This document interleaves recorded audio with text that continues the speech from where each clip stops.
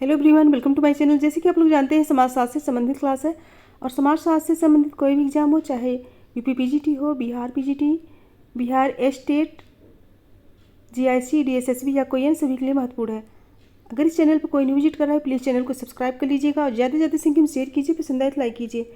Friends, इसके पहले वाली सारी वीडियो प्लेलिस्ट में है, चाहे वो अवधारणा संबंधित हो या फिर मैराथन क्लास हो, प्रीवियस क्वेश्चन हो, सारे वीडियो जो है प्लेलिस्ट में आप वहाँ पे देख सकते हैं। तो चलिए देर न करते हुए आज की क्लास स्टार्ट करते हैं। और याद रखिएगा, डेली शाम 7 बजे क्लास होती है। डेली शाम 7 बजे क्लास होती है और यह समाजशास्त्र से संबंधित क्लास है और यहाँ से अपनी स्टडी को कंप्लीट कर सकते हैं। सो आज का पहला क्वेश्चन है, ऐसी स्थिति जिसमें लोग अपने सांस्कृतिक मूल्यों को सार्वभौमिक रूप से वैध मानते हैं और अन्य सभी संस्कृतियों की तुलना में उन्हें श्रेष्ठ मानते हैं, क्या कहते हैं? ऑप्शन है सांस्कृतिक अंतर्लयन, समंजन, निजात केंद्रवाद, सांस्कृतिक उभयभाविता। अच्छे से पढ़ के आंसर दीजिए। अच्छे से पढ़ के आंसर बताइए। सो राइट आंसर होगा ऑप्शन सी, निजात केंद्रवाद। ऑप्शन सी करेक्ट होगा। निजात केंद्रवाद की विचारधारा किसकी है? डब्ल्यू.जी. समनर की है और समनर ने अंतः समूह और बाह्य समूह के मध्य ऐसी पक्षपातपूर्ण मनोवृत्तियों को समझाने के लिए दी है। ऑप्शन सी करेक्ट होगा। नेक्स्ट है, निम्नलिखित कथनों पर विचार कीजिए। टालकट पार्सन्स के प्रकार्यात्मक परिप्रेक्ष्य के अनुसार सारे समाज निम्नलिखित प्रकार्यात्मक समस्याओं का हल करते हैं। ऑप्शन है विन्यास, अनुरक्षण, लक्ष्य प्राप्त, अनुकूलन, समाकलन।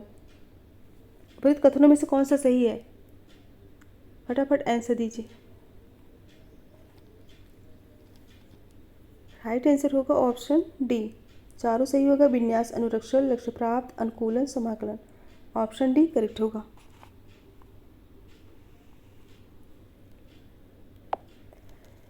नेक्स्ट क्वेश्चन है, परिवार को प्राथमिक समूह की श्रेणी में रखा जाता है। परिवार को प्राथमिक समूह की तरह दर्शाने के लिए समाजशास्त्रियों द्वारा किन अन्य शब्दों का प्रयोग किया जाता है? क्वेश्चन फिर से पढ़िए।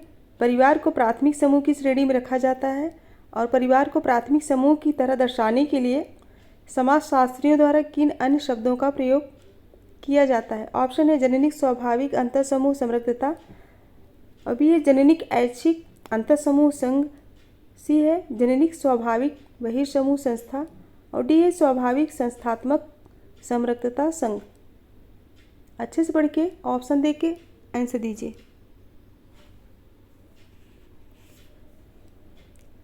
राइट आंसर होगा ऑप्शन ए, जननिक स्वाभाविक अंतःसमूह समृद्धता। ऑप्शन ए करेक्ट होगा। प्राथमिक समूह की विचारधारा किसकी है? C.H. कोले की है, जो कि उनकी पुस्तक सोशल ऑर्गेनाइजेशन 1909 में आई थी। और प्राथमिक समूह में परिवार को इसलिए रखा गया है कि परिवार में जननिक स्वाभाविक अंतःसमूह तथा समरसता का संबंध होता है। ऑप्शन ए करेक्ट होगा। नेक्स्ट, निम्नलिखित में से कौन सा युग्म सही रूप से सुमेलित नहीं किया गया है? कौन सा युग्म सही रूप से सुमेलित नहीं किया गया है पूछा गया। Option A C.H. कोले प्राथमिक समूह, R.K. मर्टन संदर्भ समूह, डब्ल्यू.जी. समनर अंतर समूह और बहिर्समूह।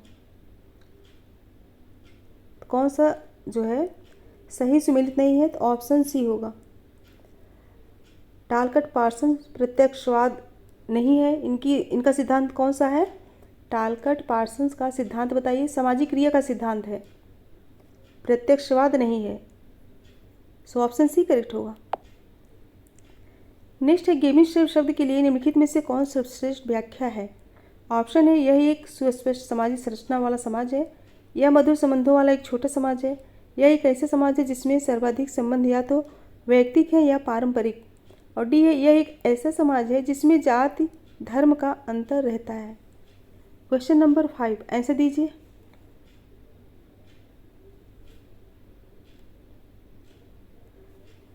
राइट आंसर होगा ऑप्शन सी, यह एक ऐसा समाज है जिसमें सर्वाधिक संबंध या तो वैयक्तिक है या फिर पारंपरिक। और गेमिंग सॉफ्ट और गैशल सॉफ्ट यह अवधारणा किसकी है? टॉनीज की, ध्यान रखिएगा। ऑप्शन सी करेक्ट होगा। नेक्स्ट, निम्नलिखित में से किसने विचलन को समाज के लिए प्रकार्यात्मक माना? किसने विचलन को समाज के लिए प्रकार्यात्मक माना है? Option A Cohen, Durkheim, Merton, L के वाइट। आंसर दीजिए। किसने विचलन को समाज के लिए प्रकार्यात्मक माना है? राइट आंसर होगा ऑप्शन सी, मर्टन ने। मर्टन ने विचलन को समाज के लिए केवल दुष्प्रकार्यात्मक ही न मानकर प्रकार्यात्मक भी स्वीकार किए हैं। ऑप्शन सी करेक्ट होगा। नेक्स्ट क्वेश्चन है, समाज में कानून से क्या अभिप्राय है? ऑप्शन ए अनौपचारिक सामाजिक प्रतिमानों को औपचारिक प्रतिमानों में बदलना, अस्पष्ट दायित्वों एवं विशेषाधिकारों को अधिकारों एवं कर्तव्यों के स्तर पर उठाना, औपचारिक दायित्वों का क्षेत्र, विशेष प्रकार के कार्यों से दूर रखने के लिए अन्य लोगों पर अधिरोपित भय। कोड देख के आंसर बताइए। राइट आंसर क्या होगा?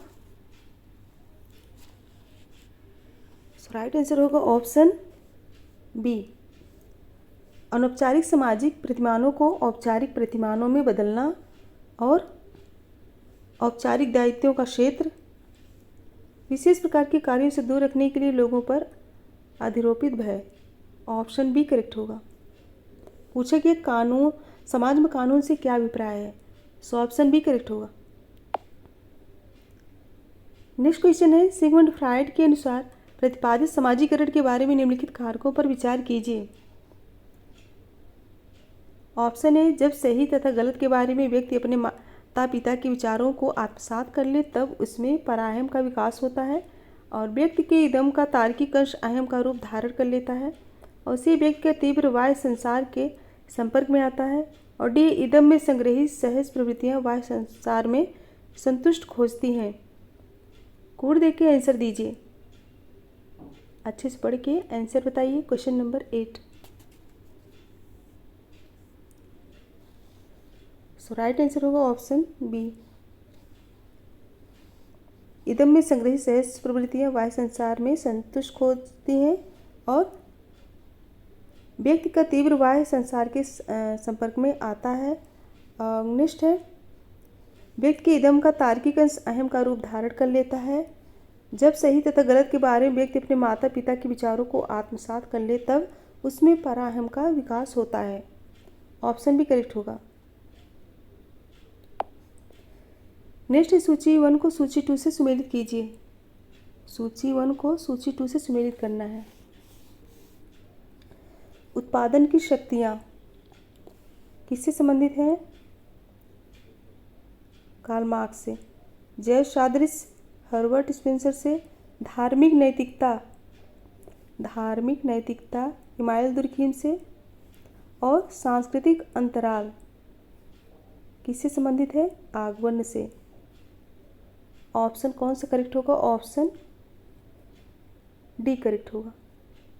ऑप्शन डी करेक्ट होगा। नेक्स्ट है, निम्नलिखित में से मानव समाज के विकास की रेखीय व्याख्या किसने की? Option A, Pareto, Weber, Spencer, Sorokin. फटाफट आंसर दीजिए। निम्नलिखित में से मानव समाज के विकास की रेखीय व्याख्या किसने की है? आंसर दीजिए। सो राइट आंसर होगा ऑप्शन सी, स्पेंसर ने। नेक्स्ट, निम्नलिखित में से कौन सा एक जनजातीय समूह आदि ऑस्ट्रेलॉइड नहीं है? कौन सा एक जनजातीय समूह आदि ऑस्ट्रेलॉइड नहीं है? Option A, Santhal, Munda, Oram, Garo. Answer दीजिए।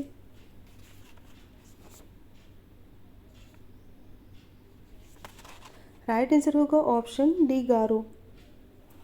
पूछा गया कौन सा एक जनजातीय समूह आदि ऑस्ट्रेलॉइड नहीं है? तो ऑप्शन डी, गारो जनजाति।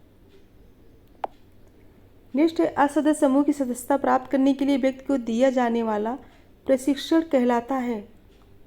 असदस्य समूह की सदस्यता प्राप्त करने के लिए व्यक्ति को दिया जाने वाला प्रशिक्षण कहलाता है। ऑप्शन ए, अनुरूपता, विचलन, पुनः समाजीकरण, पूर्वाभासी समाजीकरण। क्वेश्चन नंबर 12 आंसर दीजिए। राइट आंसर होगा ऑप्शन डी, पूर्वाभासी समाजीकरण। किसी भावी सामाजिक भूमिका से संबंधित दायित्वों, अधिकारों, अपेक्षाओं मनोभावों तथा व्यवहारों को सीखने तथा उसके लिए तैयारी करने की प्रक्रिया क्या कहलाती है? पूर्वाभासी समाजीकरण कहलाती है। ऑप्शन डी करेक्ट होगा। नेक्स्ट, ख्याति प्राप्त प्रस्थित एक उच्च प्रस्थित है जो अर्जित होती है। ख्याति प्राप्त प्रस्थित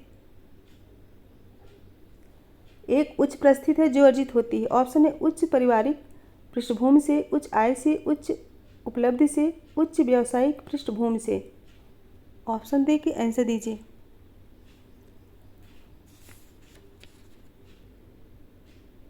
राइट आंसर बताइए। राइट आंसर होगा ऑप्शन डी, उच्च व्यावसायिक पृष्ठभूमि से। ऑप्शन डी करेक्ट होगा। नेक्स्ट, संस्कृत और सभ्यता में एक मुख्य भिन्नता है। ऑप्शन है संस्कृत वह है जो हमने अर्जित किया है और सभ्यता वह है जो अर्जित करने की हम आकांक्षा रखते हैं। और संस्कृत वह है जो बुद्धि से आती है और सभ्यता नहीं आती। नेक्स्ट है संस्कृत द्वितीयक है और सभ्यता प्राथमिक है। संस्कृत वह है जो हम है और सभ्यता वह है जो हमारे पास है। अच्छे से पढ़ के आंसर बताइए। पूछा गया है संस्कृत और सभ्यता में मुख्य भिन्नता। राइट आंसर क्या होगा? ऑप्शन डी होगा।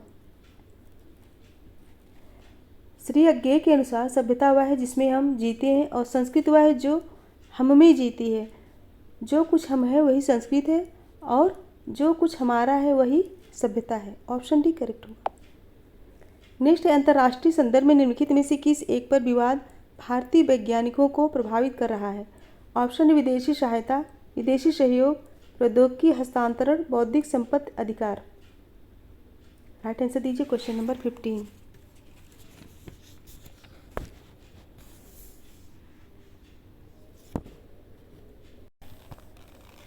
राइट आंसर होगा ऑप्शन डी, बौद्धिक संपत्ति अधिकार। ऑप्शन डी करेक्ट हो गया। नेक्स्ट, निम्नलिखित में से किसका आधार सापेक्ष वंचना है? ऑप्शन ए दर्पणित व्यक्तित्व सिद्धांत, मनोविश्लेषणात्मक सिद्धांत, संदर्भ समूह सिद्धांत, सांस्कृतिक सापेक्षतावाद। क्वेश्चन नंबर 16, फटाफट आंसर दीजिए।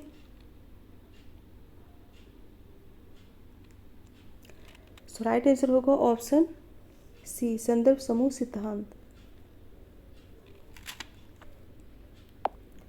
नेक्स्ट, निम्नलिखित कथनों पर विचार कीजिए। ऑप्शन ए सामाजिक रूप से मानव व्यवहार के मानदंड को प्रतिमान कहते हैं, जबकि क्या अच्छा, सही, विवेकपूर्ण या हितकारी है के बारे में विचार को मूल्य कहते हैं। नेक्स्ट, प्रतिमान सदैव लागू अनुग्रहों से अनुमोदित होते हैं, जबकि मूल्य के साथ यह बात नहीं है। नेक्स्ट, मूल्य समान या आम होते हैं परंतु प्रतिमान विशिष्ट होते हैं। और डी है प्रतिमान सांस्कृतिक विशेषता है जबकि मूल्य ऐसे नहीं है। कोड देखिए आंसर बताइए।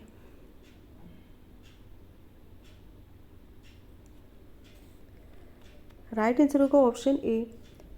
पूछा गया है निम्नलिखित कथनों पर विचार कीजिए। सामाजिक रूप से मानव व्यवहार के मानदंड को प्रतिमान कहते हैं, जबकि क्या अच्छा, क्या सही, विवेकपूर्ण या हितकारी है के बारे में विचार को मूल्य कहते हैं। और प्रतिमान सदैव लागू अनुग्रहों से अनुमोदित होते हैं, जबकि मूल्य के साथ यह बात नहीं है। और नेक्स्ट है मूल्य समान या आम होते हैं परंतु प्रतिमान विशिष्ट होते हैं। ऑप्शन ए करेक्ट होगा। निम्नलिखित कथनों पर विचार कीजिए। व्यक्ति विशेष का वह कार्य भूमिका कहलाता है जो उसके पद से जुड़े दायित्व को निभाने के लिए किया जाता है।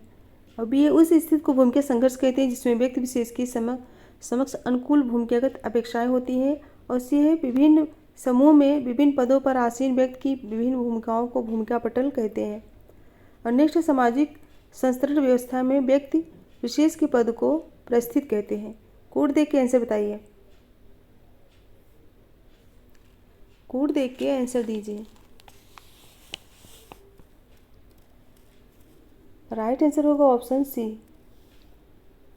व्यक्ति विशेष का वह कार्य भूमिका कहलाता है जो उसके पद से जुड़े दायित्व को निभाने के लिए किया जाता है। और उस स्थिति को भूमिका संघर्ष कहते हैं जिसमें व्यक्ति विशेष के समकक्ष अनुकूल भूमिकागत अपेक्षाएं होती है।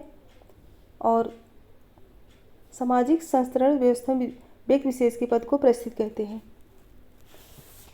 विभिन्न समूहों में पदों पर आसीन व्यक्ति की विभिन्न भूमिकाओं को बहुल भूमिका कहा जाता है। और सामाजिक संस्तरण व्यवस्था में व्यक्ति विशेष के पद को प्रस्थित कहा जाता है। और विभिन्न समूहों में विभिन्न पदों पर आसीन व्यक्ति की विभिन्न भूमिकाओं को भूमिका पटल कहा जाता है। ऑप्शन सी करेक्ट होगा। नेक्स्ट है अभिवृत्तियों को मापने के लिए सामाजिक दूरी सोपान तकनीक का विकास किया है। ऑप्शन है थर्स्टन ने, गुटमैन ने, लुंडबर्ग ने, बोगार्ट्स ने। राइट आंसर दीजिए। राइट आंसर होगा ऑप्शन डी, बोगार्ट्स ने। राइट आंसर होगा ऑप्शन डी।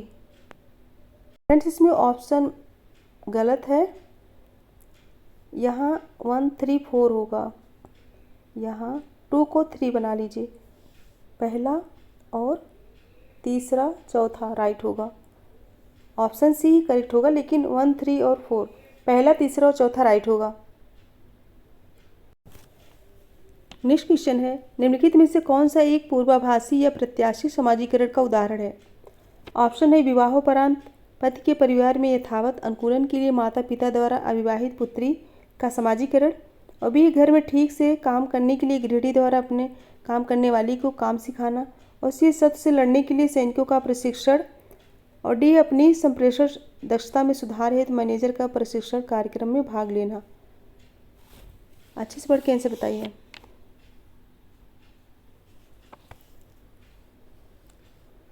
राइट आंसर होगा ऑप्शन ए, विवाहोपरांत पति के परिवार में यथावत अनुकूलन के लिए माता पिता द्वारा अविवाहित पुत्री का समाजीकरण। ऑप्शन ए करेक्ट होगा।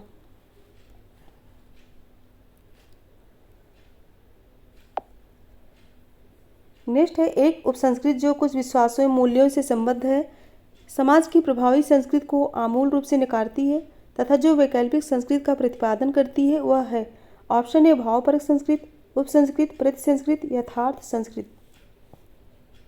आंसर बताइए।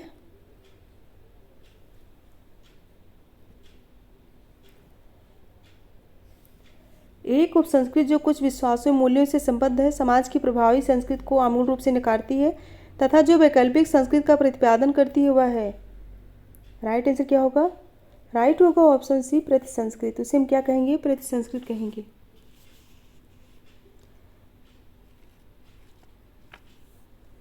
और प्रतिरोधी संस्कृति क्या है? एक प्रकार की उपसंस्कृति है जो मुख्य संस्कृति जिसका कि वह भाग है कि कुछ आवश्यक विशेषताओं को अस्वीकार या उनका विरोध करती है, और प्रतिरोधी संस्कृति स्वीकार करने वाला समूह विरोधी दंगों, विचारों और नियमों के समान संस्कृति से अधिक महत्व देता है। ऑप्शन सी करेक्ट होगा। नेक्स्ट, निम्नलिखित में से किसने मानव समाज के विकास की 3 अवस्थाओं जंगलीपन, बर्बरता एवं सभ्यता को चिन्हित किया है? तो सभी को पता होगा। ऑप्शन है क्रोवर, डार्विन, स्पेंसर, मॉर्गन। आंसर दीजिए।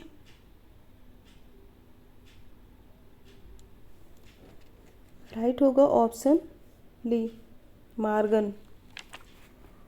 मॉर्गन अपनी पुस्तक एशियंट सोसाइटी, किस पुस्तक में?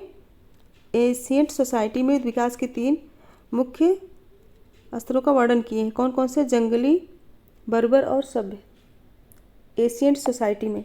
नेक्स्ट है प्रत्येक चीज़ कहीं तो उचित होती है किंतु हर जगह नहीं, इसका संदर्भ है। ऑप्शन है सांस्कृतिक सार्वभौम, सांस्कृतिक सापेक्षता, प्रतिसंस्कृत, बहुसंस्कृतवाद।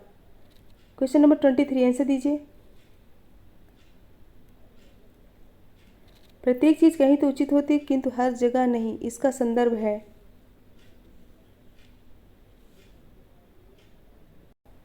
राइट आंसर होगा ऑप्शन बी, सांस्कृतिक सार्वभौम। ऑप्शन बी करेक्ट होगा।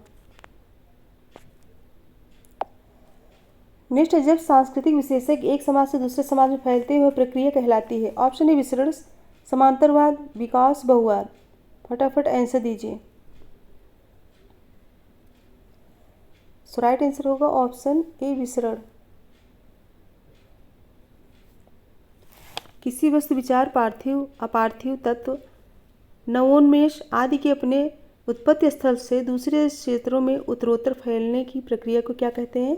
प्रसार कहते हैं। नेक्स्ट है हेगल के अनुसार समाज में द्वंद्वात्मक तर्क का सही क्रम है। ऑप्शन है संश्लेषणवाद, प्रतिवाद। कुछ देख के आंसर बताइए।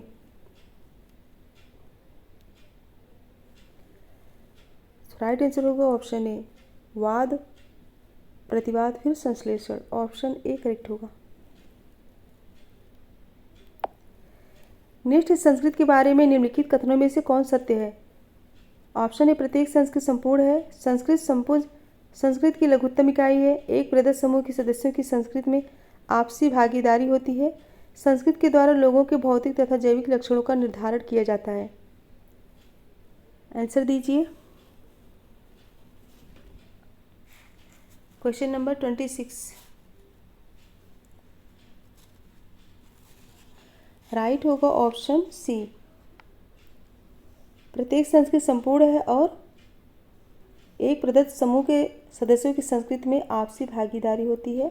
ऑप्शन सी करेक्ट होगा। पूछा गया कौन सा कथन सत्य है। ऑप्शन सी करेक्ट होगा। नेक्स्ट, निम्नलिखित में से सांस्कृतिक पिछड़ापन की परिभाषा कौन सी है। सांस्कृतिक पिछड़ेपन की परिभाषा कौन सी है।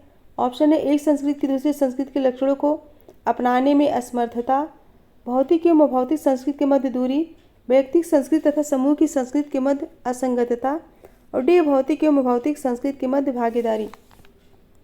क्वेश्चन नंबर 27 आंसर दीजिए।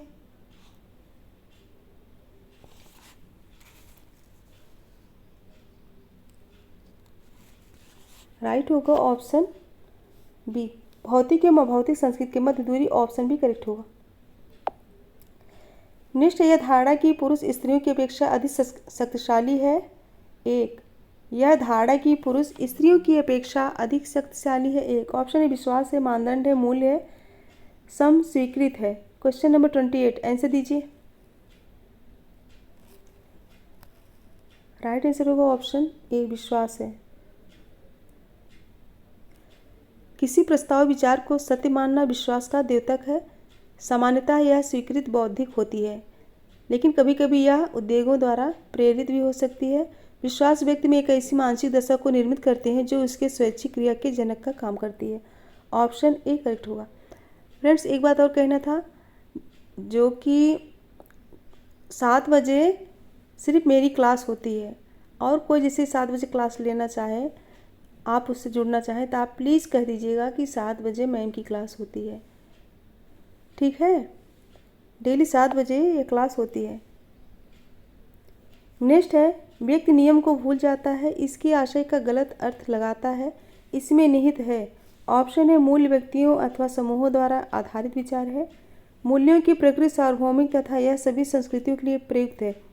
व्यक्तिगत तथा समूह लक्षण के एकीकरण के लिए मूल्य आवश्यक संगठन सिद्धांत प्रदान करते हैं। और डी मूल्य सामाजिक संरचना के अन्य नाम है। आंसर दीजिए।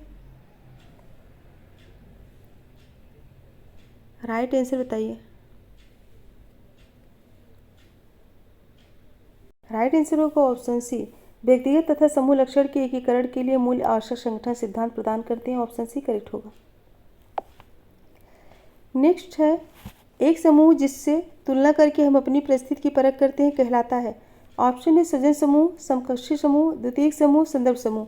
क्वेश्चन नंबर 30 आंसर दीजिए। एक समूह जिससे तुलना करके हम अपनी परिस्थिति की परख करते हैं क्या कहलाता है। राइट आंसर दीजिए।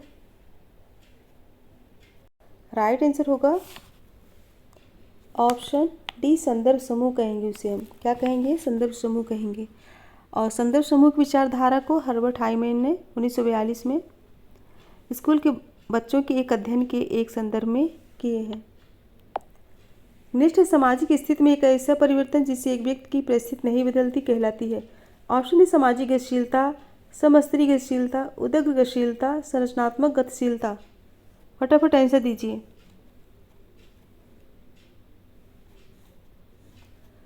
राइट आंसर होगा ऑप्शन बी, समस्तरीय गतिशीलता।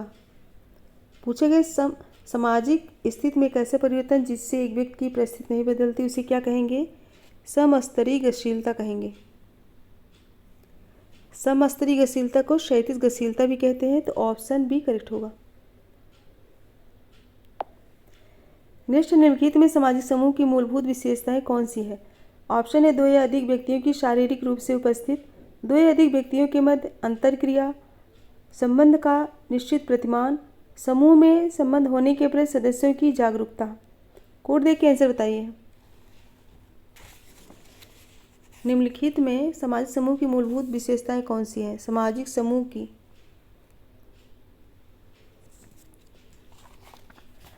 राइट आंसर होगा ऑप्शन बी, दो या अधिक व्यक्तियों के मध्य अंतरक्रिया, संबंध का निश्चित प्रतिमान और समूह में संबंध होने के प्रति सदस्यों की जागरूकता। ऑप्शन बी करेक्ट होगा। नेक्स्ट क्वेश्चन है, भूमिका संबंधों का निर्वाह जो एक कॉलेज अध्यापक अपने छात्रों, सहयोगियों, प्राचार्य तथा लिपिक वर्गीय कर्मचारी के साथ करता है उसे कहा जाता है। ऑप्शन है बहुल भूमिकाएं, भूमिका संघर्ष, भूमिका निष्पादन, भूमिका विन्यास। ऑप्शन देख के आंसर दीजिए।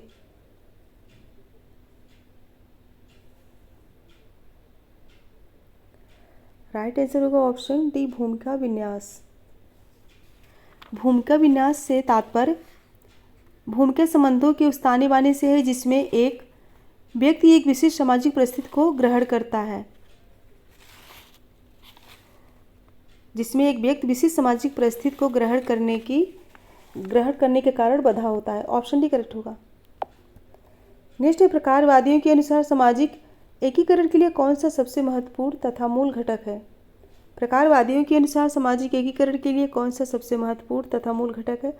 ऑप्शन ए मूल्यमतैक, सापेक्ष स्थिरता का अनुरक्षण, संरचनात्मक अंतर्निर्भरता, प्रतिमानहीनता की दशा। फटाफट आंसर दीजिए।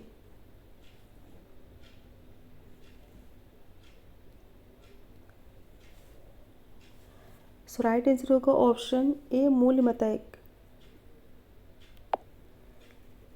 नेक्स्ट है, निम्नलिखित में से कौन सा एक सामाजिक संरचना के तत्व के अंतर्गत नहीं आता है। सामाजिक संरचना के तत्व के अंतर्गत नहीं आता है। ऑप्शन है बी, सामान्यतया पालन, स्वीकृत, समूह क्रिया। आंसर दीजिए। सामाजिक संरचना के तत्व के अंतर्गत नहीं आता है। राइट होगा ऑप्शन डी, समूह क्रिया। ऑप्शन डी करेक्ट होगा।